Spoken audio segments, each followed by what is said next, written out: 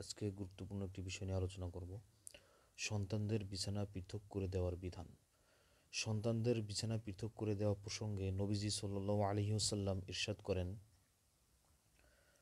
তোমাদের সন্তানদেরকে নামাজের আদেশ দাও যখন তাদের বয়স 7 বছর হবে, আর 10 বছর বয়স হলে নামাজের জন্য তাদেরকে প্রহার করো এবং তাদের পরস্পরের বিছানা আলাদা করে দাও। এই হাদিসে সন্তানের বয়স 10 বছর হলে তার শোয়ার বিছানা পৃথক করার হুকুম এসেছে। অবশ্য একটি বর্ণনায় 7 বছর বয়সেই বিছানা পৃথক করে দেওয়ার কথা এসেছে। মুহাদ্দিসিনে কিরাম ও ফিকহবিদগণ সুনানে আবু দাউদের উক্ত হাদিসের উপর ভিত্তি করে সন্তানের বয়স 10 বছর হলে তার শোয়ার বিছানা পৃথক করে দেওয়াকে ওয়াজিব বলেছেন, অর্থাৎ অবশ্যই করতে হবে। এই বয়সের ছেলের জন্য মার সাথে এবং মেয়ের জন্য বাবার সাথে একই বিছানায় শোয়া নিষেধ। অবশ্য বাবার সাথে এক ছেলে এবং মায়ের সাথে শুধু এক মেয়ে একই বিছানায় শোয়ার অবকাশ আছে।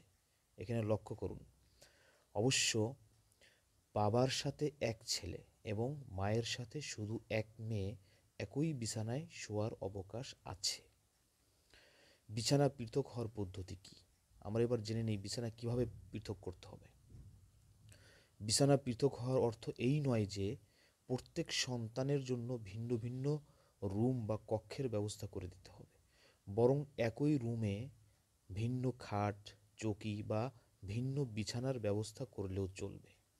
আর যদি তাদের জন্য পৃথক পৃথক বিছানার ব্যবস্থা করা সম্ভব না হয়, বরং সকলকে এক বিছানাতেই রাত্রি যাপন করতে হয়, সেক্ষেত্রে এই বয়সের সন্তানদের মাঝে কোল বালিশ বা এ ধরনের কোনো কিছু দিয়ে হলেও আড়াল রাখা আবশ্যক। আর মেয়েদের বিছানা বাবা ও ছেলেদের থেকে সম্পূর্ণ পৃথক হওয়া জরুরি। এক্ষেত্রে শুধু কোল বালিশ রাখা যথেষ্ট নয়। 2 বোন একই কম্বলের নিচে ঘুমানো প্রসঙ্গে। এই প্রসঙ্গে নবীজি সাল্লাল্লাহু আলাইহি ওয়াসাল্লাম ইরশাদ করেন, এখানে হাদিস দেওয়া হচ্ছে, আমি হাদিসের অর্থটা পড়ে শোনাচ্ছি আপনাদের। কোনো পুরুষ অন্য পুরুষের গুপ্তাঙ্গের দিকে যেন না তাকায়, কোনো নারী অন্য নারীর গুপ্তস্থানের দিকে যেন না তাকায়, কোনো পুরুষ অন্য পুরুষের সঙ্গে একই কাপড়ে যেন শয়ন না করে, কোনো নারী অন্য নারীর সাথে একই কাপড়ে যেন শয়ন না করে। এই হাদিসের ভিত্তিতে স্বামী স্ত্রী ছাড়া অন্য কারো জন্য একই কম্বল বা লেপের নিচে শয়ন করা জায়েজ নেই। বিষয়টি লক্ষ্য করুন। এখানে ফতোয়ার কিতাবের উদ্ধৃতি দেওয়া আছে, 10 বছরের পর থেকে ছেলে মেয়েকে একই বিছানায় এবং একই লেপের নিচে শোয়ানোর ব্যাপারে হাদিসে নিষেধ করা হয়েছে।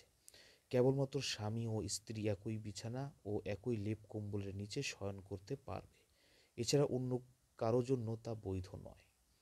তাই 2 ভাই বা 2 বোন একই বিছানায় শয়ন করার ক্ষেত্রে মাঝে কোল বালিশ বা এ ধরনের কোনো কিছু দিয়ে হলেও আড়াল রাখা আবশ্যক। আর প্রত্যেকে পৃথক পৃথক কম্বল বা লেপ গায়ে দিবে, একই লেপ বা কম্বলের নিচে শয়ন করা থেকে বিরত থাকবে। উত্তরটি দিয়েছেন খায়রুল ইসলাম।